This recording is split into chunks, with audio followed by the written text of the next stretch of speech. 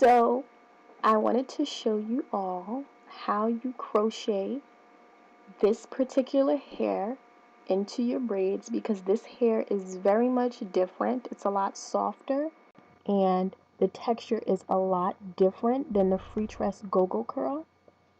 And if you are unfamiliar with the 3-loop and secure method, I will link the video where I show an in-depth demonstration in the description box below, so make sure you check that out. Now on the final loop, I'm going to pull the excess hair and I'm going to separate out a very small portion of hair. I'm going to create the number 4. With the horizontal piece of the number 4, I'm going to swing it through the triangle of the number 4 and pull it tight. I'm going to repeat this step one more time. However, I'm going to pull the horizontal portion through twice and then secure it. And voila, that is our method. And if you don't do this, your hair will fall out. So even if it's not shown, remember to repeat this step. Now let's get started. This is my afro. I'm representing for all my team natural. So I wanted to show you all the most important braid in this entire hairstyle. It is the first braid of the middle portion of my hair. And as you can see, it's on an angle. I love angle braids because it accentuates the right side of my face. Because braids on an angle, when doing a crochet braid hairstyle, they add volume, it adds body, and it makes the hair look fuller. So that's why this braid 1 goes to the right and 2 it's on an angle.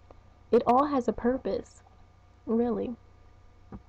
And I just wanted to demonstrate how I am braiding this hair so that you can see the angle does not have to be too intense. It can be a soft angle and it will go straight back into the hair. And I really like this. I believe I did this with my last style, and so it's something that I'm always going to do when I do my crochet braids. If you like braids that go straight back, you can do that though. Now this is the second most important braid, and if you look closely, this braid is in between the second and third braid of the middle portion of my head, and it goes and extends all the way back towards the back of my head. And this is going to play an integral part in how we do our invisible part. Now this is the hair, and this is my braiding pattern. As we talked about the first braid, you see it in its entirety.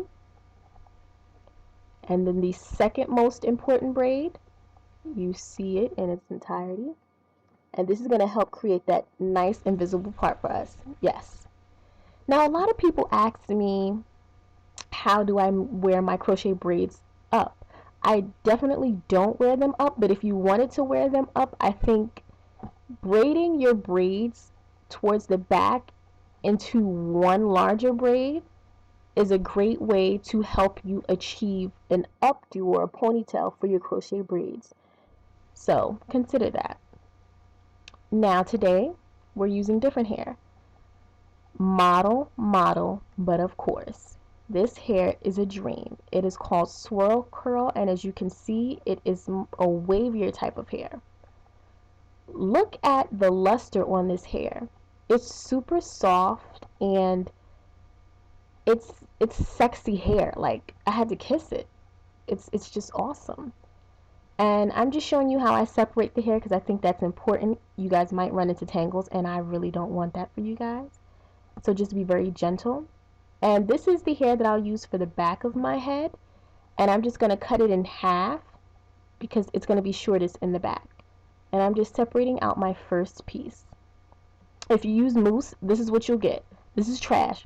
Throw this on the floor. We don't want it. We don't need it.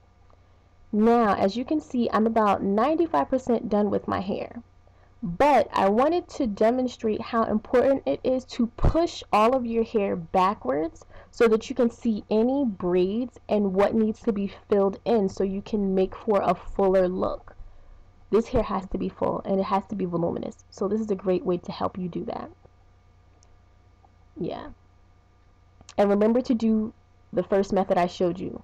Okay? And I'm about done. This is how the hair looks. It is so beautiful. It's like past my bra strap. It's so amazing. It's club life hair. Like seriously. You could go to the club with it. Now, I'm just taking my scrunchie and I'm going to secure my hair twice. I saw Liz Live do this and I'm like, before you guys trip out, like, what is she doing? Liz Live was trying to do this asymmetrical cut, which she pulled off completely, but I'm not trying to do that here. I'm simply trying to add layers, and this is a great way to add layers. It's a lot harder to do it on yourself sometimes, so I thought this was a great way and an easier way. So you guys, if you're doing this by yourselves at home, you don't need to worry. Aren't I nice? And this is how it ends up looking. Awesome. Now I'm going to cut the backmost portion of my hair and I'm going to secure away any other pieces of hair. And pay attention to the position of the scissors. They are facing downward and I'm cutting on an angle. No blunt cuts here. None at all. And I'm doing the layers by having my scissors face downward when I'm doing the right side of my face. So I want to be consistent with the layers I just created and go lower than before. And you see we created layers. Now for the left side of my face, you see that these scissors are facing upward. You're still going to get those layers, but you just have to switch the position. You see? And look how great that looks. And I achieved this hair all by myself. But you're going to need 5 packs of hair. Not 4, but 5.